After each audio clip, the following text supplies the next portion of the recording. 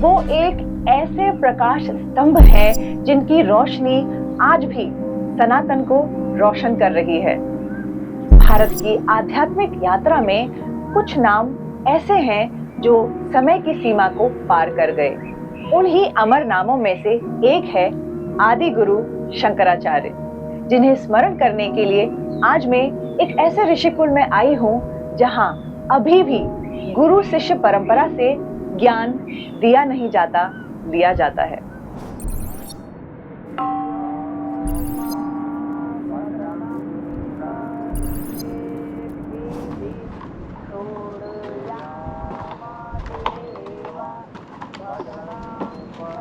मठ परंपरा के प्रतिनिधि और इस ऋषिकुल के आचार्य दंडी स्वामी से बेहतर और कौन बता सकता था आदि गुरु शंकराचार्य और शंकराचार्य परंपरा के बारे में। तो आइए चलते हैं आध्यात्म की इस यात्रा में।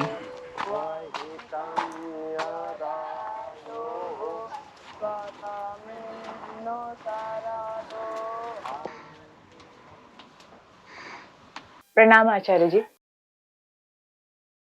नारायण नारायण।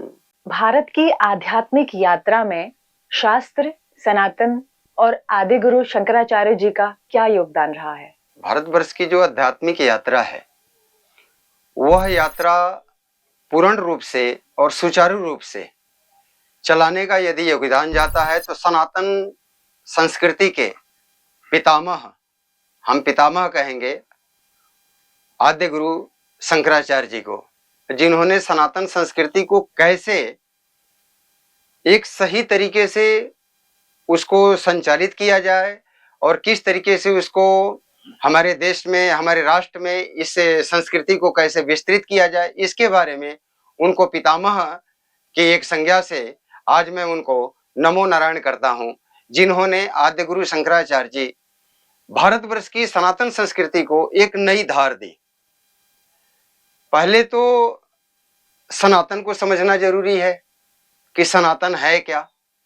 सनातन यानी कि सबका विकास हो, सब हंसी खुशी रहें, सभी के दुखों का सब साथी बने, एक दूसरे के साथ मिलजुल करके चलना सीखें, एक दूसरे के साथ मिलजुल कर रहना सीखें। यह है सनातन संस्कृति का मूल मंत्र।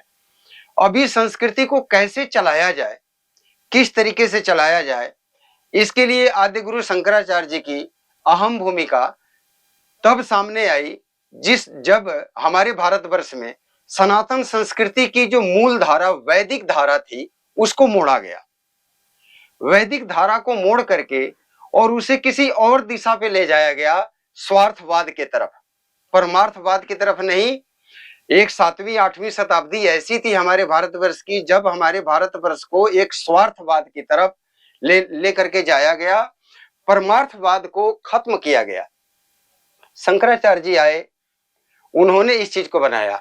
तो वह शंकराचार्य जी जब आए तो पहले देखिए कि धर्म तो स्थिर है, धर्म तो सभी जगह दिख रहा है कि कहीं मंदिर दिख रहा, कहीं कुछ दिख रहा, कहीं धार्मिक आयोजन, ये सब कुछ दिख रहे, लेकिन जो आयोजनों की जो सांस्कृतिक गति थी, जो वैदिक रीति रिवाज थे, वो वहां पर कुछ भी नजर नहीं आ रहे थे। आदि गुरु शंकराचार्य जी को, शंकराचार्य जी ने ये देखा कि ये तो धर्म का स्थान है, लेकिन इसको धार्मिक कैसे बनाया जाए। धर्म तो सभी जगह है, मंदिर कई जगह खड़े आपको मिलेंगे, उसमें पूजा भी नहीं हो रही होगी, इसी तरह खड़े होंगे, देवता की मूर्ति ऐसे पड़ी होगी, उसका कोई संस्कार नहीं होगा। धर्म तो खड़ा है, लेकिन धर्म को धार्मिकता के संस्कार से कैसे सिंचित किया जाए, इसके लिए आदि गुरु शंकराचार्य ने धर्म को एक धार्मिकता की जामा पहनाने का प्रयास किया। वह प्रयास कैसे किया, जिस वक्त की हमारे भारतवर्ष में वैदिक धर्म को उपहास के रूप में देखा जा रहा था। पूरी सनातन संस्कृति वैदिक सिद्धांत के ऊपर टिकी हुई है। वैदिक सिद्धांत की जो मूल मंत्र है वह मानवता की रक्षा कैसे हो और उस रक्षा के लिए किन शब्दों का प्रयोग किया जाए, उसको वैदिक क्रम में सजा करके हमारे भारतवर्ष को प्रस्तुत किया गया। उसका भाष्य नहीं था, मूल संस्कृत था, मूल संस्कृति थी। उस वक्त हमारे आदि गुरु शंकराचार्य जी ने पहले तो मंदिरों की पूजा पद्धति और परंपरा को उद्घृत किया जी, कि किसी भी देवता का श्रृंगार और संस्कार कैसे किया जा सकता है। तो आदि गुरु शंकराचार्य जी ने पुनः सनातन की पहली पद्धति संस्कार की वह लेकर के आए, उसका विरोध बहुत हुआ जी।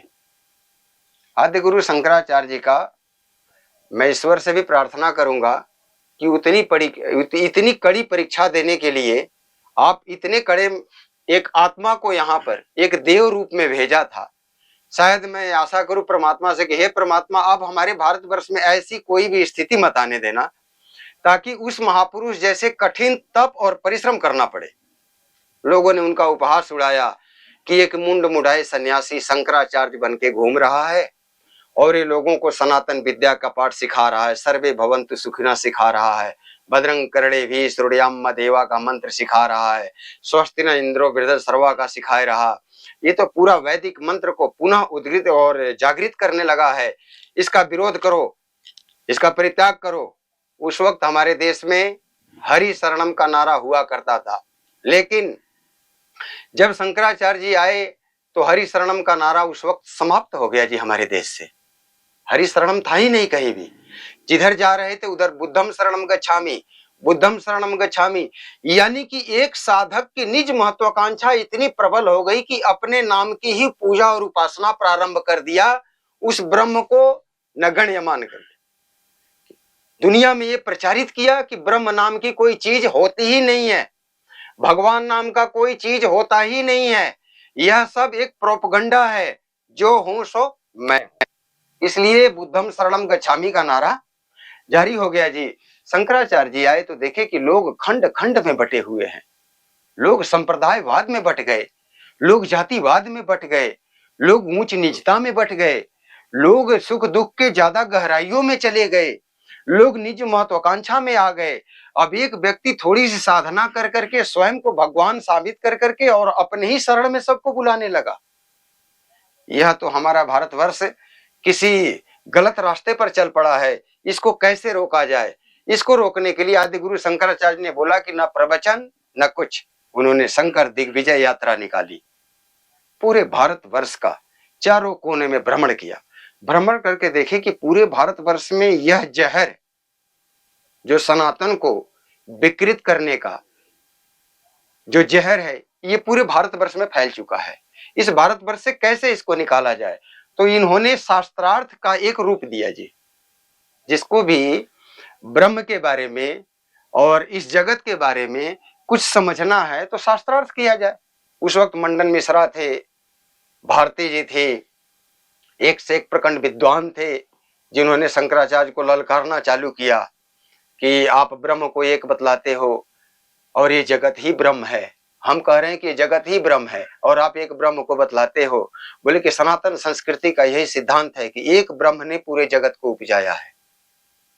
एको अहम बहुश्यामा, एक ही ब्रह्म इस पूरे जगत का नियंत्रण और नियंता और पालक है, वो एक ही है। उसके विभक्त रूप हैं जी, अलग अलग रूप हैं, अलग अलग पार्ट हैं। कोई भी एक व्यक्ति सर्व कार्य नहीं कर सकता है और कोई भी एक वृक्ष सभी प्रकार के फल नहीं दे सकते हैं। इसलिए अनेक अनेक रूपों में उस वृक्ष के संयोग से उस वृक्ष के जैसे अनेकों वृक्ष बनाए गए। तो हमारे यहाँ सनातन संस्कृति एक वृक्ष के समान है कि किस किस तरीके से कैसे कैसे इस ब्रह्मांड को, इस सृष्टि को कैसे सुनियोजित रखना है। इसका एक रहस्य आदि गुरु शंकराचार्य ने वैदिक सिद्धांत से निकाल करके उपनिषद से निकाल करके उपनिषदों का भाष्य किया और बतलाया कि ब्रह्म एक है, एक ही ब्रह्म का एक घटित तत्व है। इसी ब्रह्म में से सत रज तम निकलते हैं। सत रज तम, ये सतोगुण रजोगुण और तमोगुण से ही ये पंच तन मात्राएं बन जाती हैं, जो अग्नि जल वायु पृथ्वी और आकाश, ये सारी चीजें इसे तैयार होती है जी, और इसी में से जीव उत्पन्न होता है जी। यह सब उस ब्रह्म की घटित घटना है। लोग बोले कि यह शंकराचार्य झूठे सनातन धर्म की एक संस्कृति को हमारे ऊपर थोपना चाह रहा कि ब्रह्म को मानो, और मैं कह रहा हूं कि मुझे मानो, यानी कि बुद्धम शरणम गच्छामि की तरफ चलो। मैं बुद्ध की बुराई नहीं कर रहा, आपके माध्यम से मैं इतना जरूर कहूंगा कि मैं बुद्ध की बुराई नहीं कर रहा, लेकिन इतना जरूर है कि बुद्ध को भी इस सनातन परिस्थिति को और सनातन की स्थिति को समझते हुए ही सनातन में रह के ही सनातन को आगे बढ़ाने का काम करना चाहिए था, न कि सनातन से एक अलग धर्म को बनाने की जरूरत पड़ी थी। इस तरीके की अलग धर्म बनाए करके अलग लोगों की मानसिकता को बदलने की जरूरत नहीं थी। तो आदि गुरु शंकराचार्य जी ने उस वक्त शास्त्रार्थ का जो बल दिया, उस शास्त्रार्थ में बहुत से लोग परास्त हुए। पूछा गया कि अग्नि जल वायु पृथ्वी और आकाश से यदि ये ब्रह्मांड की रचना हुई है तो आकाश का तो कोई महत्व है नहीं, फिर आप आकाश का नाम क्यों लेते हो? बोले कि सारे सूरज चांद तारे, ये जितने सितारे, ये जितने ब्रह्मांड में जो हमारे जो ये तारे पिंड जो दिख रहे हैं, ये सब अलग अलग रूप से अलग अलग रूप में एक ब्रह्म का रूप है, जो सभी मिल करके एक जीव और एक सृष्टि की संरचना करते हैं और उसका पालन पोषण और रक्षण और भक्षण करते हैं वो। तो इस ब्रह्मांड को समझने की जरूरत है। ये आकाश से ही सभी घटनाएं घट रही हैं। न बुद्ध मानने को तैयार थे, न जैन मानने को तैयार थे, बाद में इस्लाम वगैरह आए, ये भी नहीं माने, नहीं ये यहूदी वगैरह किसी ने भी नहीं माना कि ब्रह्मांड में कोई ब्रह्म है। वो बोले कि कुछ नहीं है ब्रह्मांड में, ये आकाश का झूठा प्रचार और प्रलोभन दे करके अपने आप को पुजवाना चाहता है। ये सन्यासी ये कह रहा है कि ब्रह्मांड में ब्रह्म रहता है और ब्रह्म से ही पूरे सृष्टि की घटना घट रही है, तो इसलिए यह सन्यासी स्वयं को पुजवाने के लिए करता है। तो शंकराचार्य जी ने बोला कि आप कैसे खंडित कर सकते हो कि ब्रह्म नहीं है? बोले कि हम बतला सकते हैं कि अग्नि जल वायु और पृथ्वी से इस सृष्टि की रचना हो रही है। अग्नि जल वायु पृथ्वी में से ही जीव उत्पन्न होता है जी, और इसी में समा जाता है। सिर्फ अगर सफर है तो स्वर्ग तक का सफर है, बाकी कोई सफर नहीं है। आदि गुरु शंकराचार्य जी बोले कि आप उस परम ज्योति से भी संपर्क कर सकते हैं। आपके अंदर एक उस आत्मा रूपी परमात्मा का एक आत्मा आपके अंदर व्याप्त है, उसको आप जान सकते हो, उसको आप पहचान सकते हो, उसको एक क्रिया के द्वारा उसको संस्कारित करके उससे अपने मन वांछित फल को भी प्राप्त कर सकते हो। आपके अंदर इतनी बड़ी ताकत है। बोले कि ये बिल्कुल भ्रम फैला रहा है। सन्यासी होकर के ये मुंड मुड़ाए जितने सन्यासी घूम रहे, ये सारे भ्रम फैला रहे हैं कि पांचवा आकाश होता है, उस आकाश में ब्रह्म का वास होता है। ये बिल्कुल गलत है, कोई नहीं मानेगा इस चीज को। इसके लिए शास्त्रार्थ हुआ जी। शास्त्रार्थ में अंततः बुद्ध को परास्त होना पड़ा, मंडन मिश्रा को परास्त होना पड़ा, नागार्जुन जैसे उस वक्त के जो उनके बारे में लिखने वाले लोग हैं, उन लोगों ने भी कहीं ना कहीं से अपने दर्शन शास्त्र में ये जरूर लिखा कि कोई अद्वैत सत्ता है जो सभी के अच्छे और बुरे कर्मों का फल देती है। ये जरूर उन्होंने कहा कि कोई अद्वैत सत्ता है जो सबको फल देती है, चाहे यहूदी धर्म हो, इस्लाम हो, जैन हो, बौद्ध हो, पारसी हो, चाहे कोई भी भारतवर्ष के इस ब्रह्मांड के जो भी धर्म है, वो सबने माना कि कोई शक्ति है।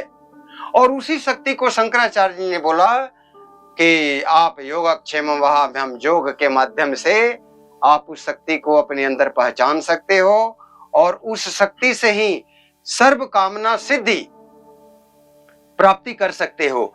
जैसे चाहोगे वैसे ब्रह्मांड को बना सकते हो, लेकिन ध्यान रहे उस साधना में ईश्वर के नियमों का उल्लंघन नहीं हो सकता।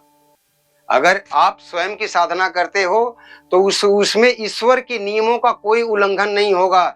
यदि उल्लंघन होगा तो उसका सर्वनाश ही होगा। ये भी शंकराचार्य जी ने कहा था, क्योंकि सभी धर्मों ने माना है कि कोई अद्वैत सत्ता है जो सभी के अच्छे बुरे कर्मों का फल देती है। वही अद्वैत सत्ता का अंश रूप सभी के अंदर है। उसी अद्वैत सत्ता का एक रूप राम आए थे, उसी अद्वैत सत्ता का एक रूप भगवान श्री कृष्ण आए थे, उसी सत्ता का रूप आए थे। तो सनातन जो संस्कृति है बहुत ही बृहद संस्कृति है। इस बृहद संस्कृति में क्या है कि सतम जीवम सतम सरदा, किसी को भी 100 साल जीने का वरदान दिया जाता है।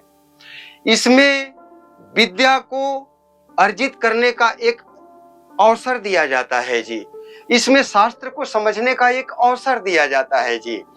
और आपको इस जीवन को किस गति से चलाना है और इस जीवन को कैसे लेके चलना है, राष्ट्र उत्थान की तरफ लेके चलना है कि स्वयं की पतन की तरफ लेके चलना है, इसकी भी गति को देता है जी, तंत्र और मंत्र। इसमें एक संगीत की भी कला है। आपको मैं बतलाऊं कि हमारे भारतवर्ष के 4 स्तंभ रहे हैं मानव जीवन के। उसमें पहला स्तंभ शास्त्र है, जिसको कि हमारे बड़े बुजुर्ग, हमारे ताया, चाचा, चाची, मामा, फूफा, काका, मौसी, ये सब बचपन में ही सिखा देते हैं कि बड़ों को प्रणाम करना चाहिए, सूरज को प्रणाम करना चाहिए, चंदा को मामा कहना चाहिए, आकाश को गंगा समझनी चाहिए, बड़ों को आदर करना चाहिए, कोई शिक्षित मिले तो उससे ज्ञान लेना चाहिए, कोई बुरा आदमी दिखे तो उससे दूर रहना चाहिए। ये सब शास्त्र की बातें। भगवान होते हैं, उसी भगवान के बदौलत हमारा जीवन चलता है। इसलिए भगवान राम के रूप में है, भगवान शिव के रूप में है, भगवान कृष्ण के रूप में है, और जो भी इस मानव कल्याण के लिए काम किया है वो सब भगवान के योग्य हैं, उन सबको प्रणाम करना चाहिए। ये तो हमारे शास्त्र में पहले ही आदर सूचक में बड़े बुजुर्ग सिखा देते हैं जी। दूसरी विद्या हमारे यहाँ सबको नहीं दी जाती थी, सबको विद्या नहीं दिया जाता था, विद्या पात्र को दिया जाता था जी। विद्या ददाति विनयम, जो पात्र होगा, जो पढ़ने योग्य होगा, उसको विद्या दिया जाता है। आप इसी ऋषिकुल में आप देखेंगे कि कुछ विद्यार्थी ऐसे हैं जो शब्द रूपी नहीं पढ़ना जानते, लेकिन श्रुति से वो वेद मंत्रों का अध्ययन कर चुके हैं। इसका मतलब श्रुति भी एक शिक्षा का आधार है, एक विद्या का आधार है। विद्या केवल शब्द से ही नहीं आती है, विद्या श्रुति से ही पहले आई थी, उसके बाद उसने शब्द का रूप लिया था जी।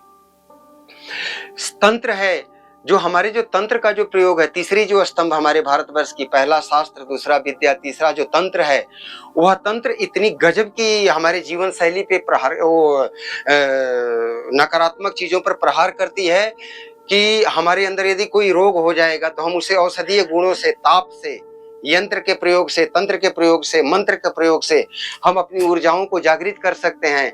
हम अपने शारीरिक कोशिकाओं को, शारीरिक इंद्रियों को और अगल बगल के वातावरण को शुद्ध कर सकते हैं जी। ये हमारे तंत्र, मंत्र, यंत्र का खेल रहा जी। संगीत इतनी गजब है हमारे भारतवर्ष की कि ईश्वर को भी यहाँ आना पड़ता था। मीरा जब अपने तान को जब बजाती थी तो गिरधर गोपाल को वहां आना पड़ता था जी। तो संगीत एक स्वर है और यह सृष्टि स्वर से ही चलती है। पहले सृष्टि के अंदर शब्द तो थे नहीं, अनाहत स्थिति थी। उसी अनाहत को शुद्ध नाद के रूप में परिवर्तित किया है शंकराचार्य जी ने। उसी अनाहत को अभ्रंश रूप में अन्य संप्रदायों ने तैयार किया है जी। उस अनाहत की नाद की स्थिति को सत्य रूपांतरित समझ नहीं पाया कोई और, केवल शंकराचार्य ही उसको समझ पाए, जिन्होंने वैदिक वेदांत श्रुति के रूप में बतलाया कि वेदों का अंत श्वासों का है और श्वासों का अंत पवित्रता पे है और पवित्रता ही ईश्वर से मेल है। उन्होंने, शंकराचार्य जी ने छोटी शब्दों में सिखा दिया। हमारे भारतवर्ष की जो चौथी पायदान है वो संगीत की है।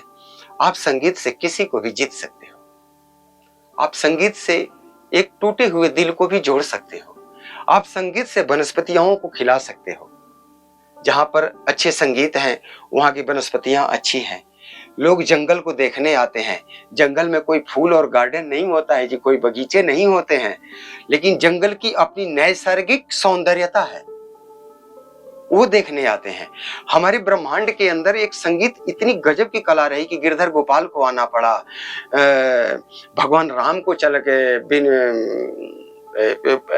वैसे भगवान राम को आना पड़ा, मीरा भाई को गाना पड़ा, तानसेन जैसे अकबरी दरबारी को भी संगीत का सहारा लेकर के ईश्वर और वायुमंडल को, राजा को प्रसन्न करने का काम करना पड़ा। तो हाँ, संगीत एक बहुत बड़ी कला है हमारे जीवन की, जो हमारे सनातन का एक अभिन्न अंग माना गया। यहाँ तक कि कुछ पंथ ऐसे भी हैं जिन्होंने संगीत को जहर बतलाया। उन पंथों को भी मैं कहूंगा कि एक बीणा की तार पर वो गाया करते हैं कबीर साहब के। उन्होंने संगीत को बोला कि पूर्ण जो संगीत और भजन है ना, ये सबसे बड़ा जहर है, इसको बीणा की तान पर एक तान पे लेके चला करो, सारे संगीत को मत छेड़ा करो। तो संगीत को भी अपभ्रंश किया गया, शास्त्र को भी अपभ्रंश किया गया जी। शुरू से ही शास्त्र को, सनातन इतना मजबूत कड़ी थी इन चारों की वजह से, शास्त्र, विद्या, तंत्र और संगीत, ये चारों सनातन की कड़ी को जोड़ कर रखे थे। अब सनातन की कड़ी को तोड़ने का क्रम बनाया गया। उसी क्रम को, जो क्रम से जिन लोगों ने तोड़ा हमारे शास्त्र को अपभ्रंश किया, शास्त्र को बदलवाए दी, सनातन संस्कृति को तोड़ दिया, कहीं से राइटर, कहीं से लेखक बुलाए करके हमारे शास्त्र को, उपनिषद को तोड़ तोड़ करके खत्म कर दिया जी। वहां से हमारी थोड़ी सी संस्कृति टूटनी प्रारंभ हो गई थी। शंकराचार्य जी ने उसको पुनः जोड़ने का प्रयास किया, पुनः उस पे टेप लगाए, उसको जोड़ा, शास्त्र को वैदिक रीति रिवाज पे लेकर के आए, विद्या को ज्ञान में परिवर्तित किया गया। ये कहा गया कि विद्या जो निःशुल्क बांटी जाती है, आत्मबली बनने के लिए बांटी जाती है, पंच तत्वों को सिखाने वाली जो विद्या बांटी जाती है, जीवन को 100 साल जीने की जो विद्या बांटी जाती है, और किसी को आशीर्वाद दे करके और उसे आगे बढ़ाने जैसी जो विद्या जो दी जाती है, इस विद्या पर पाबंदी लगाई जाए और विद्या को ज्ञान में परिवर्तित किया जाए। भारतवर्ष में विद्या नहीं दी जाएगी, भारतवर्ष में ज्ञान दिया जाएगा। ज्ञान का ही अहंकार था कि लोग अपनी पूजा कराने लगे कि बुद्धम शरणम गच्छामि, फलाने शरणम गच्छामि, हरि शरणम को छुड़वा दिया गया। जो सनातन का नारा था हरि शरणम गच्छामि, उसको हटा करके बुद्धम शरणम गच्छामि में ले जाया गया। क्यों ले जाया गया? क्योंकि वो ज्ञान का अहंकार था, वो विद्या नहीं थी।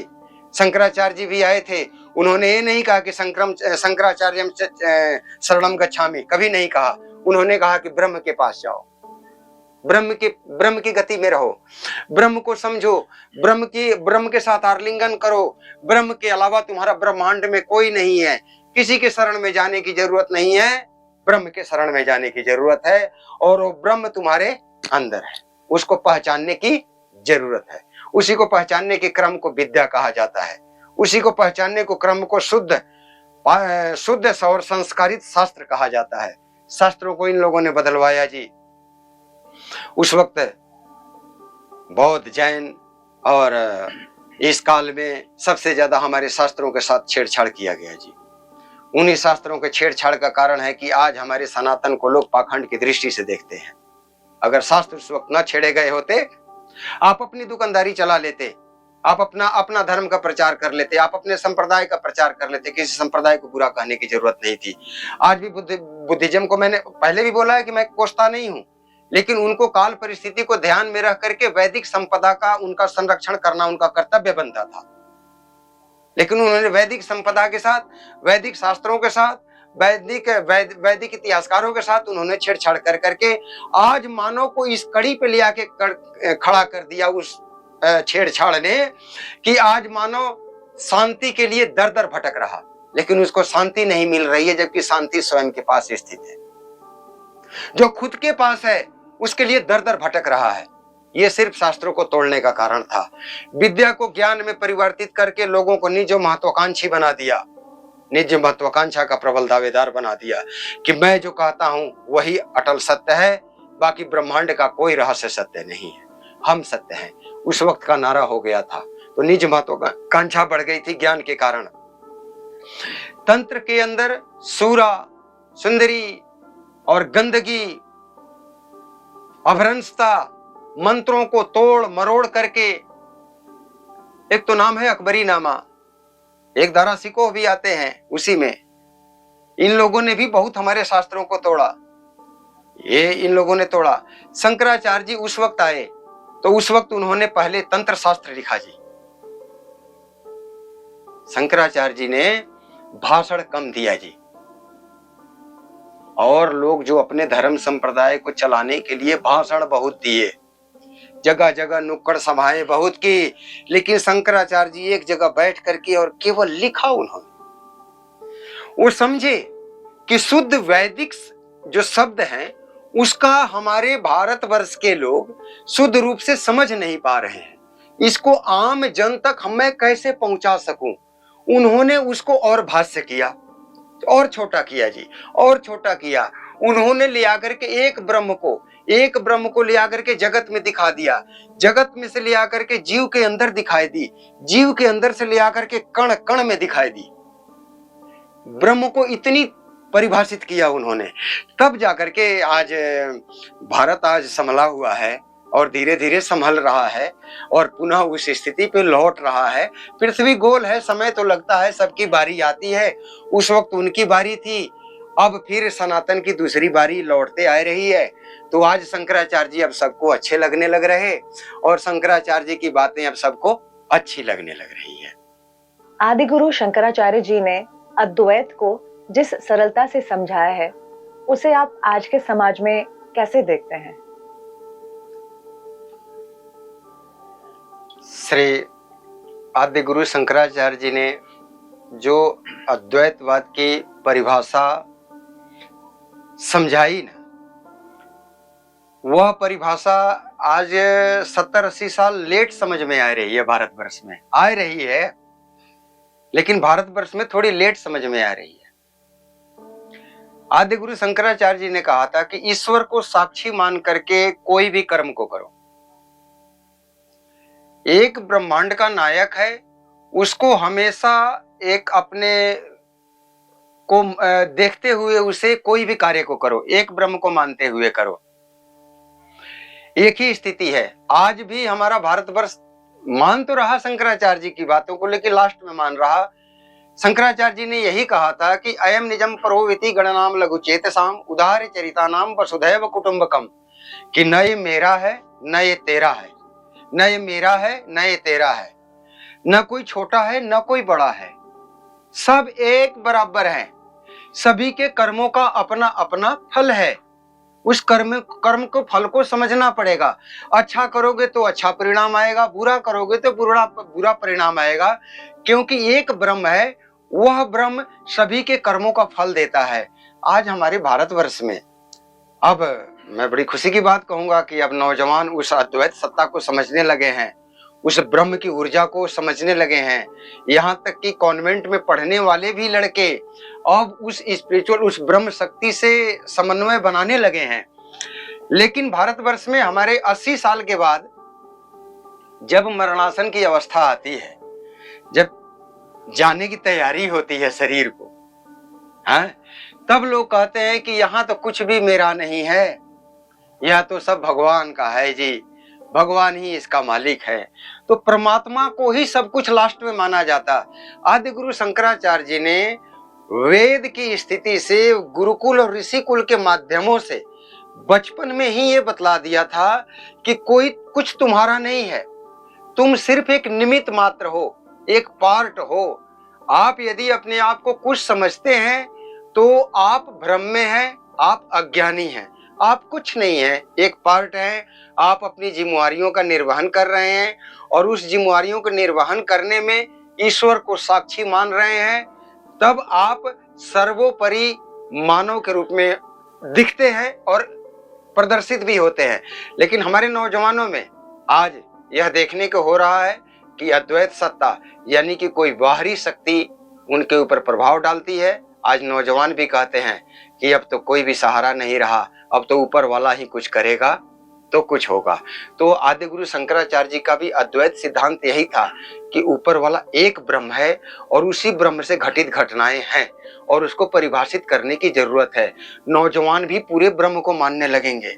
आज हमारे भारतवर्ष के नौजवान चाह रहे हैं कि आदि गुरु शंकराचार्य की अद्वैत फिलॉसफी को, दर्शन को हम जाने, लेकिन सरकार की पता नहीं क्या मजबूरी है कि अद्वैत स्थिति को भारतवर्ष में एक इंस्टीट्यूट, एक शिक्षण संस्थान के रूप में परिदर्शित और परिभाषित नहीं कर पा रही है। लेकिन हमारे भारतवर्ष में अद्वैत की स्थिति का प्रभाव आज देखने को मिल रहा है।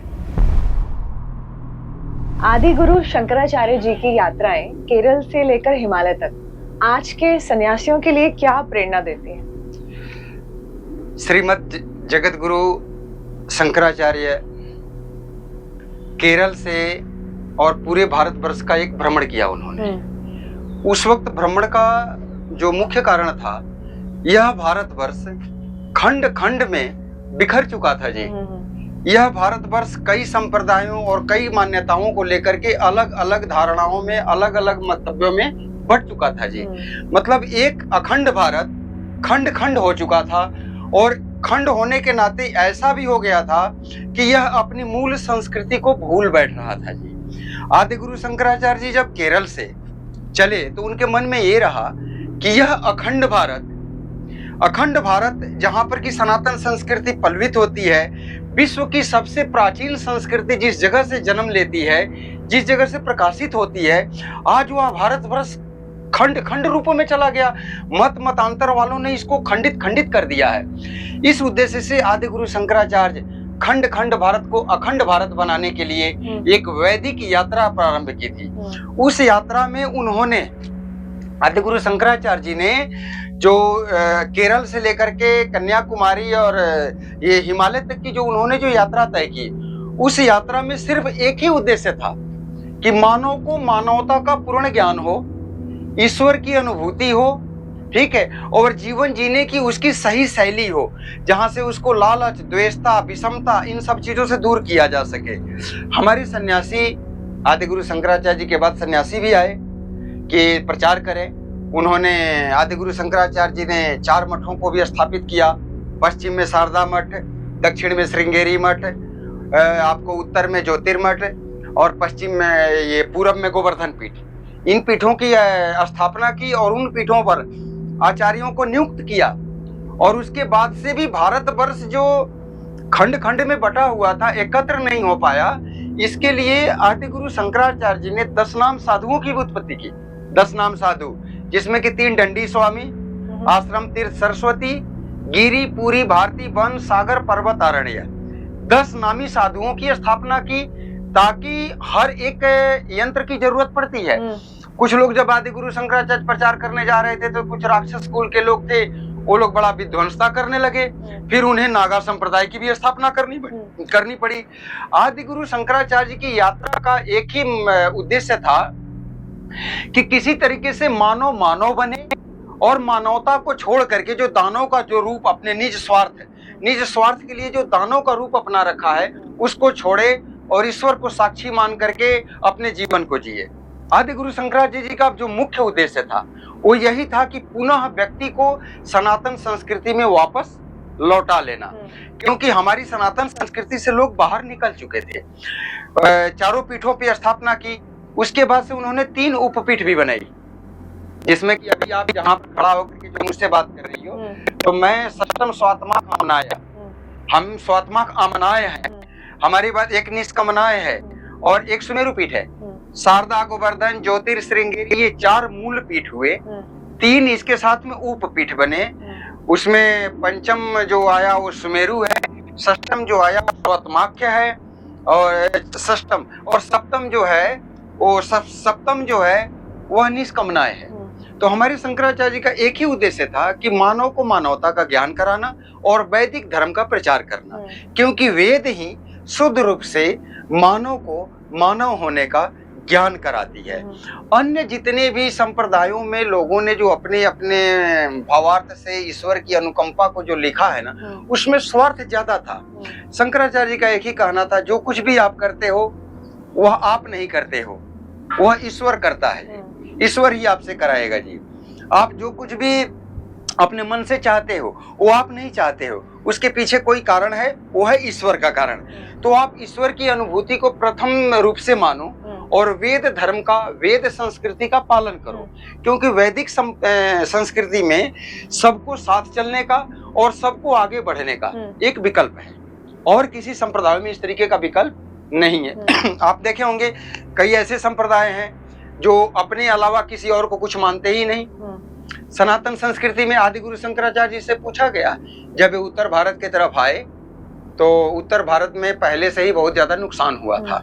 तो उत्तर भारत के लोग ये पूछे कि आप ये नया प्रचार कौन सा चालू कर रखे हो, आप ये क्या कर रहे हो, क्योंकि यहाँ पर पहले से ही विखंड हुए पड़े हुए थे। उत्तर भारत के लोग सबसे ज्यादा, अगर किसी राजाओं के शासन काल में त्रस्त हुआ तो उत्तर भारत हुआ है जी। सबसे ज्यादा मंदिरों का जो तोड़ा गया वो उत्तर भारत में तोड़ा गया। तो भगवान आदि गुरु शंकराचार्य जी का जो मेन उद्देश्य था कि हम उत्तर भारत को पहले मजबूत करेंगे।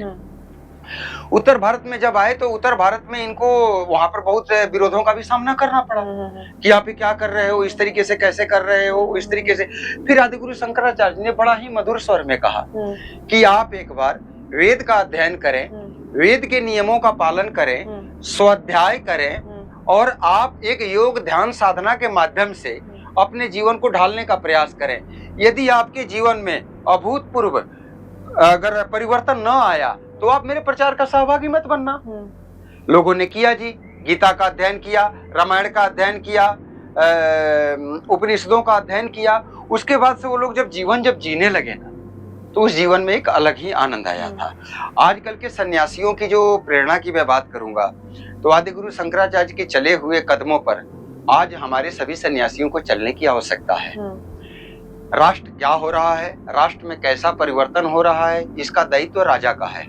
हमारा कार्य है सिर्फ वैदिक धर्म का प्रचार करना और लोगों के अंदर सौहार्द और आपसी प्रेम बढ़ाना, हमारा यही कार्य है। आज हम जो सन्यास की पद्धति, आप जिस दंड सन्यास की पद्धति को आप उजागर करना चाह रहे हो, जिसको प्रदर्शित करना चाह रहे हो, आज हमारे भारतवर्ष में सिर्फ 800 दंडी स्वामी बचे हुए हैं। मात्र 800 दंडी स्वामी हैं।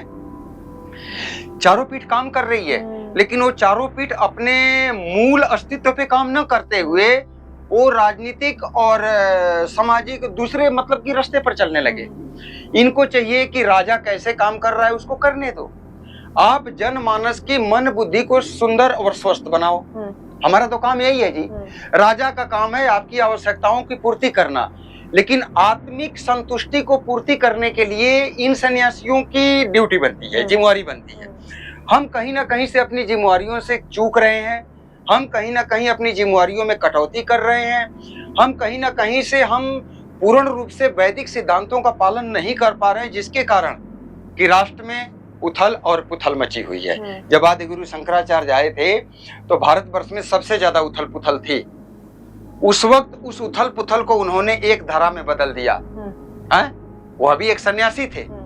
एक सन्यासी भारतवर्ष की पूरी उथल पुथल व्यवस्था को सौम्य सांस्कृतिक बनाए दिया, लेकिन आज इतने सन्यासी भारतवर्ष में 4700 के करीब संप्रदाय हैं। इतने लोग मिल करके भी और पूरे भारत को शांत और सुमंगल नहीं बना पा रहे हैं। इस बात का मुझे दुख है कि आदिगुरु शंकराचार्य के बतलाए हुए पद चिन्हों पर बहुत कम ही लोग चल पा रहे हैं, और मेरी आग्रह है कि सभी को इस पे चलने की आवश्यकता है।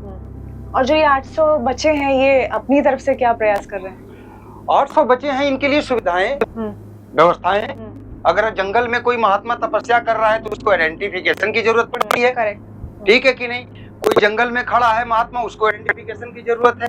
हमें चाहिए कि हमारे जो उच्च पद पर बैठे हुए शंकराचार्य हैं वो इन सन्यासियों को, जो पथ में जो प्रचारक जो सन्यासी हैं, इनके लिए ये लोग कुछ ना कुछ मदद करें, ताकि इनको सुरक्षा दें, इनकी व्यवस्था दें, इनको आगे बढ़ने का सुअवसर दें, इनको समाज को परिभाषित करने का सुअवसर दें। आज हमें सुअवसर कम मिल रहा है जी, तभी ना हम मल्टीप्लाई होंगे आगे। हाँ, अगर हमें मौका मिलेगा तो हम करते रहेंगे, लेकिन हमारे पास सुअवसर नहीं मिल रहा है इसके लिए। तो ये अभी परेशानी अभी है आज के समय में। लेकिन भारतवर्ष की आजकल जो राजगद्दी की स्थिति है वो बड़ा ही सनातन क्रिया की तरफ आगे बढ़ रही है। अगर ऐसी ही क्रिया आगे बढ़ती रही तो हम आशा करते हैं कि हम 800 से 8000 भी हो सकते हैं।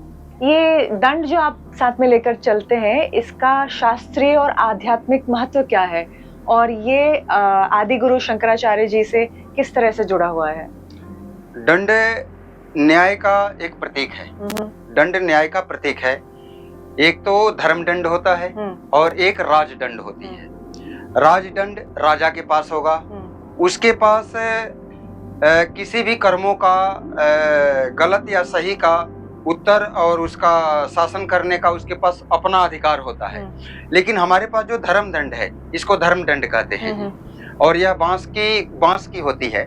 बांस की इसलिए होती है क्योंकि बांस बहुत ही लचीला होता है जी, और जल्दी सड़ता नहीं है। लचीला भी होगा, सड़ेगा भी नहीं, और बहुत समय तक रहता भी है, और कुदरती ईश्वर की अनुकंपा भी होती है बांस के अंदर। साधु सन्यासी का भी यही जीवन है। वो न सड़ेगा, न झुकेगा, न टूटेगा। वो एक अडिग अवस्था पे रहेगा, ईश्वर की अवस्था पे। इसलिए धर्म दंड दिया गया हम लोगों को, और इसमें बांस का ही प्रयोग किया गया, अन्य किसी का नहीं। आप इसमें ग्रंथियों को भी देख रही हो, ये हमारे शरीर के अंदर जितनी भी इंद्रियां हैं, उन इंद्रियों को कैसे शुद्ध करना है, कैसे संस्कारित करना है, वो इन ग्रंथियों से होता है जी। धर्मदंड सदैव धर्मदंड इसलिए बनाया गया ताकि हम धर्म का प्रचार कर सके, और धर्म के प्रचार में यदि कोई न मानता हो तो इसके लिए हम राजदंड का प्रयोग नहीं करेंगे। हम उसको ये कहेंगे कि तुम्हारे कर्मों का फल कोई देगा, वो ईश्वर है जो तुम्हारे कर्मों का फल देने वाला है, तो इसलिए उस ईश्वर से तुम डरो। रही बात कि अन्य संप्रदायों में क्यों नहीं कोई दंड पकड़ाया गया, दंड सभी जगह पकड़ाए गए। दंड एक चिन्ह है, इसको आप ये हम शैव परंपरा में है, तो शैव परंपरा में हमारे पास जो दंड आई, तो इस शैव परंपरा में दंड को एक दंडी बनाया गया जी। रामानुजाचार्य में जो वैष्णव संप्रदाय है उसमें 3 दंड आया जी, उसमें त्रिदंडी होते हैं जी। सत रज तम तीनों की पूजा करेंगे। हमारे पास न रज है न तम है, सिर्फ सत है, लेकिन वैष्णव संप्रदाय में वो सत रज तम तीनों है, तो वहां त्रिदंडी की पूजा होती है। आधुनिकता के मामले में कहें तो यह एक प्रतीकात्मक, सनातन का प्रतीकात्मक एक झंडा है जी, एक चिन्ह है जो ये दर्शाता है कि यह व्यक्ति पूर्ण रूप से वैदिक है और पूर्ण रूप से मानवतावादी है। इसके लिए इस दंड का प्रयोग किया गया। प्राचीन समय में हमारे यहाँ मूर्ति नहीं हुआ करती थी, हमारे यहाँ इसी दंड की पूजा हुआ करती थी। अच्छा। आपने सत्यनारायण व्रत में भी सुना होगा कि एक दंडी स्वामी के आशीर्वाद से ऐसा हुआ, क्योंकि उस समय कथा में भी थी। भारतवर्ष की सर्वोच्च जो परंपरा है अद्वैत और ईश्वर की अनुकंपा को समझाने की, वो है दंडी स्वामियों की परंपरा।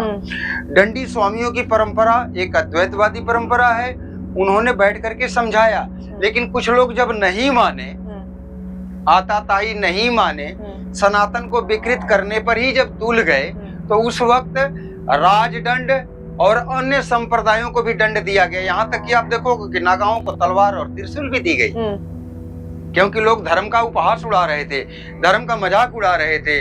कहीं अगर हम साधना करने बैठते हैं तो हमारी साधना को खंडित कर दिया जा रहा था, हमारी साधना को दिक्कत किया जा रहा था, तो हमको सुरक्षा के लिए उनको तलवार गंडा से भी पकड़ाए गए। और सभी धर्मों में है, आप यहीं से लेकर के पश्चिम तक के देखो, आप पश्चिम तक देखो, सबके पास कोई ना कोई सिंबल है, कोई ना कोई चिन्ह है।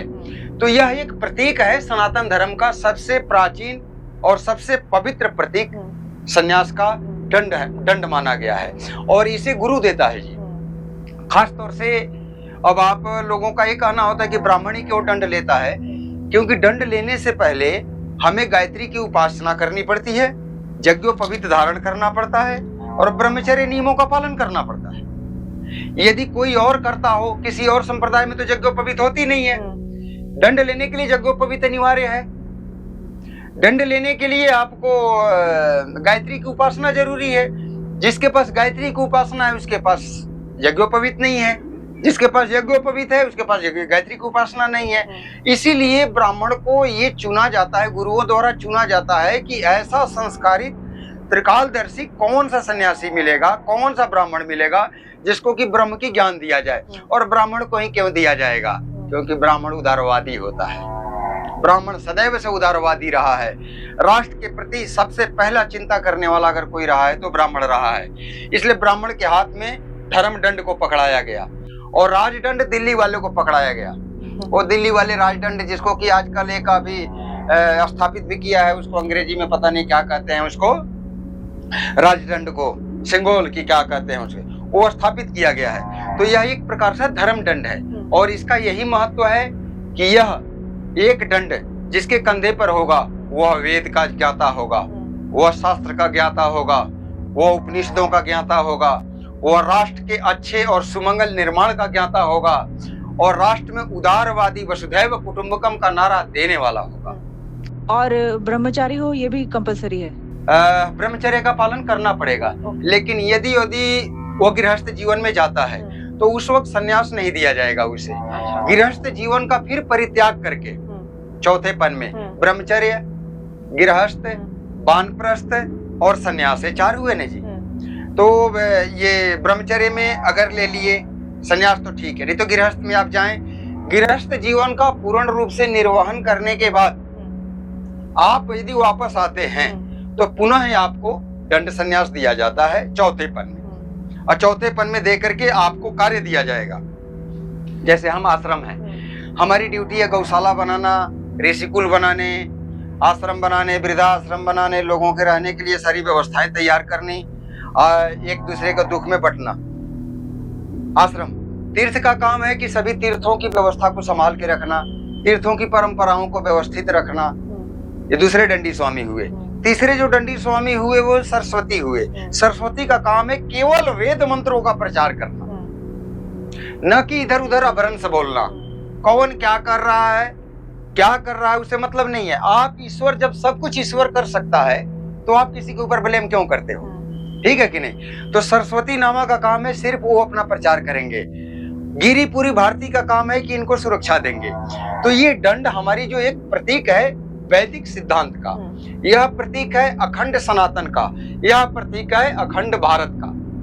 तो 8000 जो है वो दंडी 800 हाँ 140 करोड़ में, जो कि कोई भी ऐसा पंथ नहीं है जिसमें कि सबसे ज्यादा सन्यासी साधु ना हो। ये लाख से ऊपर हुआ करते थे एक टाइम पे। कभी लाख नहीं, यही हुआ करते थे।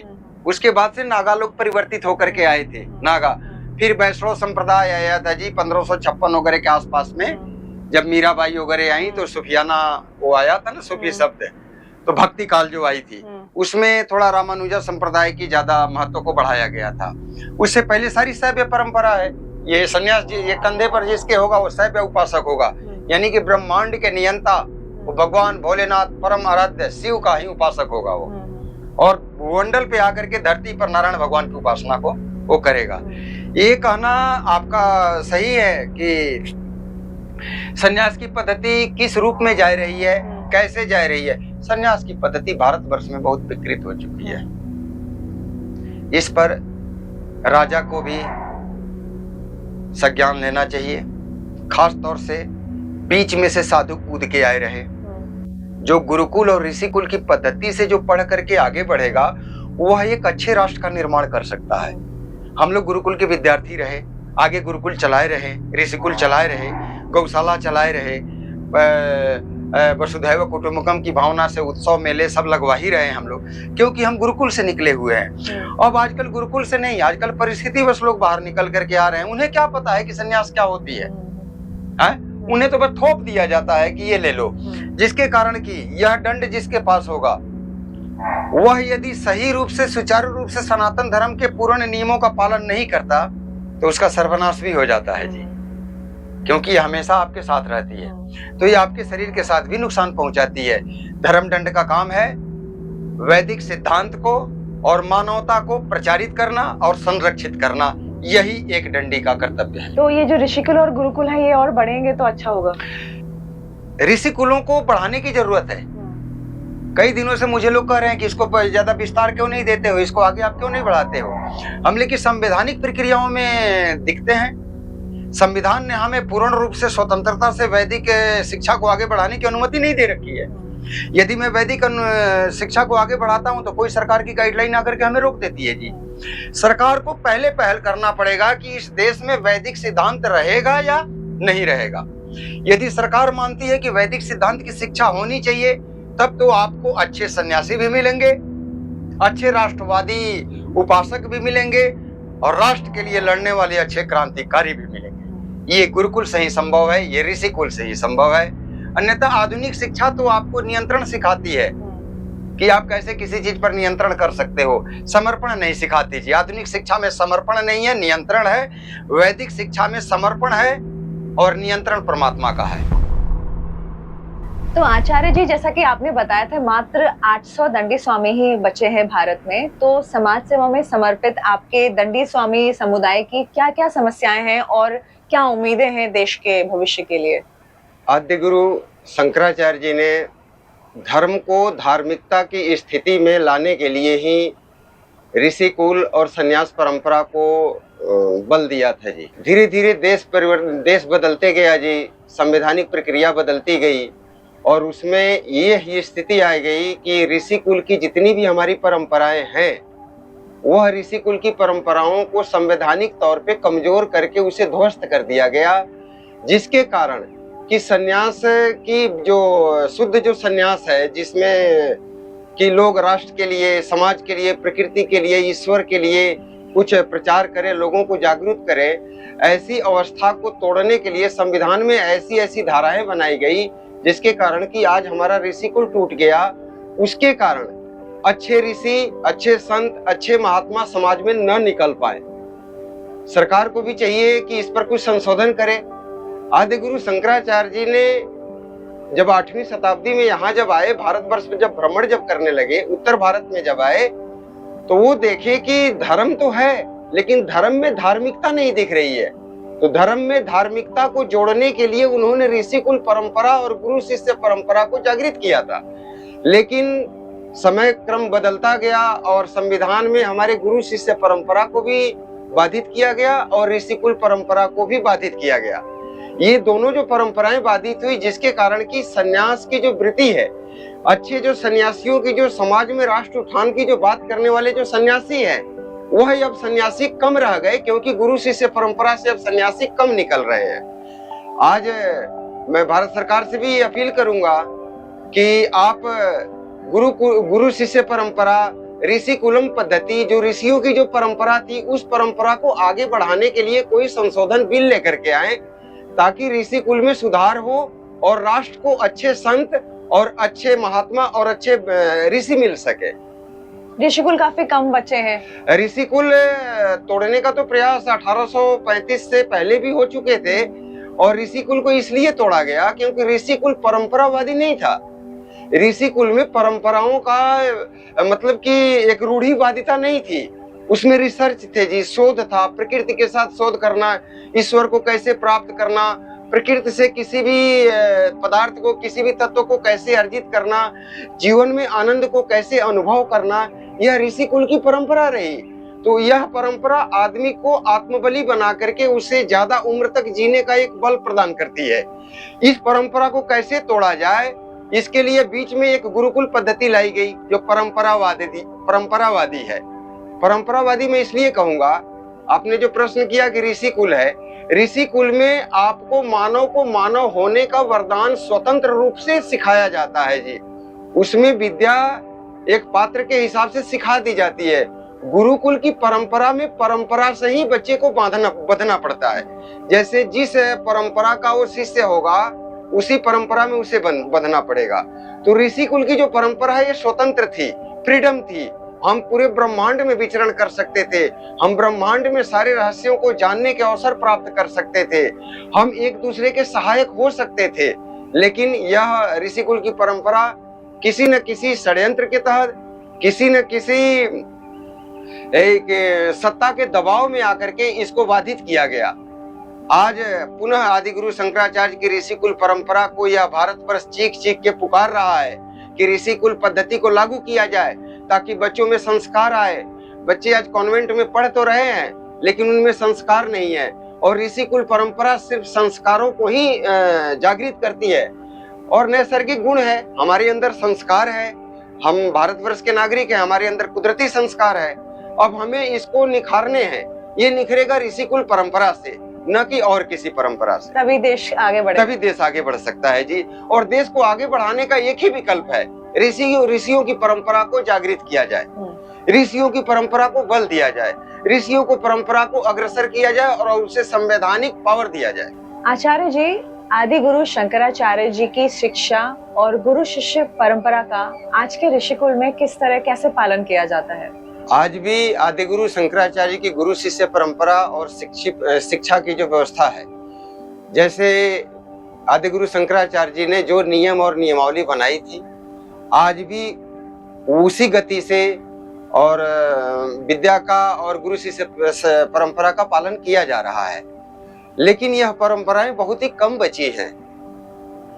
आज आपको न ऋषि कुल देखने को मिलेंगे, नहीं गुरु शिष्य कोई परंपरा वैसी देखने को मिलेगी। आजकल तो पता नहीं कौन सी परंपराएं जागृत हो रही हैं। इसके लिए तो हम थोड़ा सा व्यथित भी हैं कि अब वह गुरु शिष्य परंपरा नहीं रही, अब वह ऋषि कुलों की वो शिक्षा और वैदिक व्यवस्था नहीं रही। इसकी व्यवस्था को सुचारू करने की जरूरत है। आज भी आदि गुरु शंकराचार्य जी की जो वैदिक परंपरा रही है, उसी परंपरा के अनुसार आज भी ऋषि कुलों में वो पद्धति चलाई जा रही है। आज भी बालकों को ये स्वभाव के अनुसार ही शिक्षा दी जाती है, शिक्षा थोपी नहीं जाती है। जबकि भारतवर्ष की जो शिक्षा नीति है वो ये कहती है कि पढ़े या ना पढ़े उस पर शिक्षा थोप दो। लेकिन ऋषि कुल की परंपरा ये कहती है कि यदि वो न पढ़े तो उसे कानों से सुना करके तैयार करो, कानों से न सुन पाता है तो उसके हाथों से कुछ कर्मों को सिखा दो। यह ऋषि कुल की परंपरा है कि व्यक्ति को व्यक्ति बना दो, स्किल उसको डेवलप करो, उसको मतलब किसी भी तरीके से उसको आत्मनिर्भर बनने की कला उसको सिखाओ। न पढ़ पाता है तो उसे कुछ करवाओ, न कुछ कर पाता है तो उसे कुछ योजना ही बनवाओ, लेकिन उस व्यक्ति को व्यक्ति बनाओ। तो ऋषि कुल की परंपरा अब बहुत कम है और यहाँ पर सदियों से यह परंपरा ऋषि कुल की चली आ रही है, जो दंडी स्वामी लोग चला रहे हैं। और आज भी भारतवर्ष में आप चारों पीठों पे जाओगे, आप शारदा, गोवर्धन, ज्योतिष, श्रृंगेरी, तो इन चारों पीठों पर भी ऋषि कुल जैसी ही परंपराएं आपको देखने को मिलेगी। लेकिन ऋषि कुल की परंपराओं को भारतीय संस्कृति के और भारतीय शिक्षा नीति में कोई स्थान नहीं दिया जा रहा है। इस कारण से कोई भी माता पिता अपने बच्चों को ऋषि कुल में पढ़ाना नहीं चाह रहे हैं। यदि हमें किसी भी प्रकार की शैक्षणिक मान्यता यदि मिलती हो तो आज भी ऋषि कुल में लोग बच्चे को भेजना चाहते हैं, क्योंकि ऋषि कुल में संस्कार है, ऋषि कुल में आदर है, ऋषि कुल में वस्तु से प्रेम नहीं दिखाया गया, एक राष्ट्र से प्रेम सिखाया जाता है जी। और जो आजकल की जो भारतीय शिक्षा नीति है उसमें वस्तु से प्रेम है, व्यक्ति से प्रेम नहीं है, व्यक्तित्व से प्रेम है। यदि व्यक्ति से प्रेम अगर हो जाए तो वह तो ऋषि कुल बन जाएंगे और हमारी शिक्षा नीति सुधर जाएगी। तो मैं सरकार से भी कहूंगा कि भारतवर्ष को यदि एक सुंदर और विकसित राष्ट्र बनाना है, भारतवर्ष को यदि विश्व गुरु बनाना है, तो इसके लिए आपको ऋषि कुल पद्धति में कुछ संवैधानिक मान्यताएं देनी पड़ेगी, ताकि ऋषि कुल बढ़ सके और लोगों के माता पिताओं के जो मनोबल है कि ऋषि कुल में पढ़ने के बाद से लड़का एक सुयोग्य बनेगा और उसे राष्ट्र के किसी कार्य में उसको स्थान मिलेगा, ऐसी कोई यदि मान्यता मिलती है तो आज भी आदिगुरु शंकराचार्य की शिक्षा नीति को लोग सराह रहे हैं और उसे मान रहे हैं और उसे चाह भी रहे हैं। क्योंकि देवता से भी पहले गुरु का स्थान आता है। गुरु का स्थान आता है। गुरु ब्रह्मा, गुरु विष्णु, गुरुदेव महेश्वर, गुरु साक्षात परब्रह्म तस्मै श्री गुरुवे नमः। गुरु ही तो बतला पाया कि ब्रह्म है। अगर गुरु ना होता तो हम तो ब्रह्म को जान ही नहीं पाते। आजकल जो मास्टर आ गए, इन्होंने पता नहीं किन किन लोगों को जनाए दिया। उन्होंने तलवार से उसको काटा जी, उसको मारा जी, उसको जनाए दिए। लेकिन इस ब्रह्मांड की, इस यूनिवर्स को इतना सुंदर संरचना को किसने बनाया, वह तो कोई गुरु ही बतलाएगा जी। तो इसलिए गुरु की परंपरा को जागृत रखना ये संविधान का भी दायित्व बनता है और राष्ट्र के समस्त नागरिकों का भी कर्तव्य बनता है कि अच्छे जीवन के लिए और सुयोग्य और संस्कारित बच्चे बनाने के लिए आपको ऋषि कुल की पद्धति को बल देना पड़ेगा और उसमें सहयोग देना पड़ेगा। शिष्य जब आएंगे तभी गुरु शिष्य परंपरा आगे बढ़ेगी, तभी बढ़ेगी। नहीं तो ये तो व्यापारीकरण का काम चलेगा जी। जहाँ फायदा होगा वहाँ आदमी आदमी को भी नीचे दिखाने का प्रयास करेगा, जहाँ नुकसान होगा वहाँ वो अपना नहीं बर्दाश्त करेगा। वेद का एक सिद्धांत है, अयम निजम प्रोवेति गणनाम लघुचितेषाम उदार चरितानाम वसुधैव कुटुंबकम। उसमें कहा गया है कि न ये मेरा है न तेरा है, ये सब उस ब्रह्म का है। ये जहां से आया वहीं सब कुछ चला जाएगा। तुम एक पात्र हो, इसका उपयोग करो, योगी बनो, लेकिन योगी के साथ में उपयोगी भी बनो। आचार्य जी, आदिगुरु शंकराचार्य जी ने दशनामी संप्रदाय की स्थापना की थी, जिसमें जो ये नागा साधु हैं वो योद्धा तपस्वी विंग के रूप में शामिल हुए थे। तो कौन है ये नागा साधु और इनका सनातन की रक्षा में क्या योगदान है, कैसे करते हैं? सनातन संस्कृति यदि सुरक्षित है और संरक्षित है तो इसमें नागा साधुओं का ही योगदान है। नागा संप्रदाय है, यह अखाड़े के रूप में जाने जाते हैं। 13 अखाड़े हैं जिसमें कि 7 अखाड़े तो शैव परंपरा के हैं, जिसमें कि नागा साधु आते हैं। 3 परंपरा वैष्णव की है और 3 उदासीनों की है। तो ये 13 अखाड़े हैं जो सनातन की रक्षा के लिए कार्य करते हैं। और अखाड़े के जगह पे एक बाड़ा शब्द आता है जी, जिसमें डंडी बाड़ा, दंडी बाड़ा जो होती है, इसमें डंडी स्वामियों का एक संगठन एक जगह एकत्र होकर के किसी उत्सव और त्योहार को मनाते हैं। तो प्रारंभ काल में आदि गुरु शंकराचार्य जी के जब दिग्विजय यात्रा रही और धर्म को, धार्मिकता को प्रामाणिकता देने के लिए जब वो सांस्कृतिक व्यवस्था को आगे लेकर के जब चलने लगे, तो उन्हें नाना प्रकार की परेशानियों का समाज में सामना करना पड़ा। वो सामना इस प्रकार करना पड़ा कि जहां भी शंकराचार्य जी जाते थे वहां पर उनके पीछे उपद्रवी लोग भी पहुंच जाते थे झगड़ा करने के लिए, क्योंकि दंडी स्वामी का ये कार्य है कि वह एकांत में रहेगा, ध्यान, तपस्या और वेद मंत्रों का प्रचार और 2-4 विद्यार्थी को विद्या अध्ययन कराएगा वो। तो जहां भी ये विद्या अध्ययन कराते थे वहां कुछ न कुछ उपद्रवी आ जाते थे। आदि गुरु शंकराचार्य जी के यह एक सामाजिक व्यवस्था को ठीक रखने के लिए उनके मन में एक विचार आया कि थोड़ी सी अपनी साधु परंपरा को क्यों ना और आगे बढ़ाया जाए। तो वहां उन्होंने 10 नाम साधुओं की एक स्थापना की थी, 10 नाम की, जिसमें कि 3 तो डंडी स्वामी हो गए जी, आश्रम, तीर्थ और सरस्वती। इस प्रकार का जो भी दंड होगा जिसके पास, वह डंडी एक डंडी स्वामी होगा। एक दंड होगा उसके पास तो वह, उसका नाम या तो सरनेम में आश्रम होगा, या तीर्थ होगा, या सरस्वती होगा जी। गिरी में भी आते हैं। उसके बाद से जो और नागा बनाए, गिरी, पूरी, भारती, वन, सागर, पर्वत, अरण्य। एक बार आपको और कहूं, 10 नामी साधु, आश्रम, तीर्थ, सरस्वती, गिरी, पूरी, भारती, वन, सागर, पर्वत और अरण्य, ये 10 प्रकार के संतों को एक पारंपरिक व्यवस्था समझाया शंकराचार्य जी ने।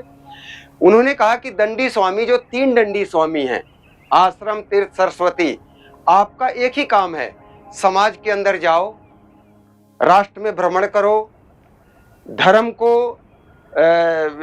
के प्रति लोगों को जागृत करो, सनातन के प्रति लोगों को जागृत करो, अपनी नदियों, अपनी पर्वतों, अपनी देवताओं, अपने ईश्वर, अपने राष्ट्र की उन्नति के लिए अपना प्रचार करो। और नागा जो साधु बनाए, उन नागा साधुओं को ये अनुमति दी गई, जबकि नागा साधुओं के जो उपासक देव हैं वो गुरु दत्तात्रेय जी हैं। वो शंकराचार्य जी तो हमारे एक नामकरण के थे नागाओं के, अच्छा। लेकिन लेकिन उनके जो गुरु हुए वो गुरु दत्तात्रेय हुए। दत्तात्रेय उपासक हैं उनके। दंडी स्वामियों के जो उपासक देव हैं, गुरु हैं, वो हैं आदि गुरु शंकराचार्य। नागा साधुओं के जो उपासक देव हैं वो हैं गुरु दत्तात्रेय जी। उस वक्त उन्होंने नागा साधुओं को कहा कि सुनो, इस राष्ट्र के अंदर उथल पुथल बहुत ज्यादा हो गई है और भारतवर्ष ईश्वरीय व्यवस्था को लेकर के खंड खंड में विखंड बट चुका है। इसलिए इसको एकत्र करना है और एक करना है, इसे सनातन की मूल संस्कृति में इन्हें पुनः वापस लेके आना है। एन केन प्रकारेण, किसी भी प्रकार से। दंडी स्वामी, आप लोगों को यह आदेश है कि समाज के अंदर वेद मंत्रों का प्रचार करो, वैदिक सांस्कृतिक व्यवस्था का प्रचार करो और लोगों में मानवतावादी स्थिति लाने का प्रयास करो। नागा साधुओं को बोले कि आप इन व्यवस्थाओं में राष्ट्र उन्नति के लिए, सनातन की रक्षा के लिए यदि कोई भी व्यवधान आते हैं, कोई उपद्रवी आते हैं, तो नागा साधु आप लोगों को ये आदेश हमारी तरफ से है कि आप उनके साथ कठोर से कठोर व्यवहार करो ताकि राष्ट्र उन्नति में वो बाधा न बन सके। इसलिए एक सिपाही के रूप में, एक योद्धा के रूप में, एक सनातन के रक्षक के रूप में नागा साधुओं की स्थापना की गई, जिनमें 7 अखाड़े उनको दिए गए। 7 अखाड़े में आज के समय में सबसे बड़ा अखाड़ा हमारा जूना अखाड़ा है। जूना अखाड़ा में सबसे ज्यादा हमारे सनातन के प्रहरी, सनातन के योद्धा, सनातन के रक्षा करने वाले तपस्वी, योगी, ऋषि, मुनि, सभी के सभी जूना अखाड़े में आज भी है। गिरिपुरी, भारती, वन, सागर, ये सभी भारतवर्ष के अलग अलग प्रांतों में, अलग अलग पठारों में, अलग अलग पर्वतों में जाकर के यह प्रचार प्रसार प्रारंभ किए। जहां भी सनातन की रक्षा के लिए, सनातन की प्रचार के लिए जहां भी कोई दिक्कत आती थी, वहां हमें सिर्फ और सिर्फ अपनी मिलिट्री नागा को बोलना पड़ता था कि अखाड़ों में ये संदेश पहुंचा दिया जाता था कि यहाँ पर सनातन धर्म के प्रचार में कुछ उपद्रवी, कुछ आताताई परेशानी पहुंचा रहे हैं, प्रकृति को नुकसान पहुंचा रहे हैं, राष्ट्र की सांस्कृतिक व्यवस्था को विघटित कर रहे हैं। तो यह संदेश अखाड़े में जाते ही अखाड़े से सैनिक आते थे और सनातन की रक्षा करते थे। आज भी वही नागा साधु सन्यासी की रक्षा करते हैं। हाँ, ये भारतवर्ष में जरूर भ्रम है कि नागा साधु अघोरी होता है जी, मलेच्छ होता है जी, नागा साधु ऐसे होता है जी। नहीं जी, अघोरी एक अलग पंथ है। अच्छा, अघोर अलग है। अघोर का मतलब कि सबसे शुद्ध। अघोर शब्द सुचिता का कहा गया है। सुचिता मतलब अघोर, यानी कि परम शुद्ध, परम विशुद्ध। कैसे? भगवान शिव भी अघोर का रूप है, अघोर का रूप है, लेकिन भगवान शिव में आता है कि सत्यम शिवम सुंदरम। वह सुंदर भी है, सत्य भी है, उसके अंदर समस्त गुण है। तो अघोरी का मतलब पूर्ण शुद्ध, पूर्ण शुद्ध। आजकल जो अघोरी की जो प्रचार हो रहा है ना, कि वो मांसाहार करता है जी, वो मदिरा पीता जी, वो गलत तरीके से आचरण करता है, वो अघोरी है, उसको देख के डर लगता। वो अघोरी नहीं, एक तरीके से वो मलेच्छ राक्षस है, पाखंडी होते हैं वो, पाखंडी मलेच्छ राक्षस है। अघोर का मतलब कि शिव वास कर रहा है उसमें। तो कैसे पहचानेंगे भीड़ में? भीड़ में अघोरी आपको शुद्ध मिलेगा और वह हमेशा ही आपको मतलब उसको देख करके आपको डर नहीं लगेगा। समझो कि जिसको देख करके डर लग रहा हो उसके अंदर कोई ना कोई शैतान की छाया विद्यमान है, और जिसको देख करके डर समाप्त होता हो उसके अंदर कोई ना कोई देव की छाया विद्यमान है। और नागा और अघोरी में कैसे फर्क करेंगे? नागा एक अखाड़े से होते हैं, अघोरी अखाड़े से नहीं होते हैं। पहली बात कि अघोरी का कोई स्थान नहीं होता, अघोरी का कोई डेरा नहीं होगा, कोई उनका स्थान नहीं दिया गया अघोर के लिए कि कोई मठ ने अघोर पैदा किया हो, किसी नागा ने अघोर बनाया हो, ये कहीं से भी नहीं है। हाँ, नाथ संप्रदाय जिससे कि योगी आदित्यनाथ जी आते हैं, वो कान जो छिदवाते हैं, वह भी एक अघोर पंथ में ही आते हैं, लेकिन वो सबसे शुद्ध और सुचिता में आते हैं जी। उनके अंदर मांसाहार भक्षण नहीं है। मांसाहार भक्षण अगर आप देखें समाज में तो उसे जरूर समझे कि यह पाखंडी है और यह अपनी स्वाद और इंद्रियों के सुख के लिए यह सब गंदगी और गलत काम को कर रहा है। वो जो मरघट पे पाए जाते हैं, मरघट पे जो पाए जाते हैं वो मलेच्छ है, वो अघोरी नहीं है। अघोरी आपको शुद्ध मिलेगा। अघोरी हमारा शिव है। शिव का मरघट पे होते हैं, लेकिन क्या वो मांस खाते हैं? शिव मांस नहीं खाते। वहां पर अघोर में वो बैठे रहते हैं। इसका मतलब कि मैं ये देख रहा हूं कि समाज के अंदर अघोर के नाम पर डराने की जो परंपरा है, डराने की जो व्यवस्था है, वो बहुत ही गंदी है। आपके माध्यम से मैं जरूर ये राष्ट्र को मैं सूचना देना चाहूंगा कि कहीं भी आपको दिख रहा है कि वो मदिरा पिया हुआ है या मांस खाया हुआ है या गाली गलौज कर रहा है या राष्ट्र के सांस्कृतिक व्यवस्था से थोड़ा अलग हट के बात कर रहा है, तो उसके अंदर देव नहीं, उसके अंदर शैतान समझना। बहरूपिया हो सकता है। और बहरूपिया है जी, और किसी न किसी तरीके से वो आपको दिशा भ्रमित करने के लिए आया है। आपको दिशा भ्रमित होने की जरूरत नहीं है, क्योंकि बहरूपिये इस समाज को, सनातन संस्कृति को बुरी तरीके से डसने के लिए तैयार बैठे हुए हैं।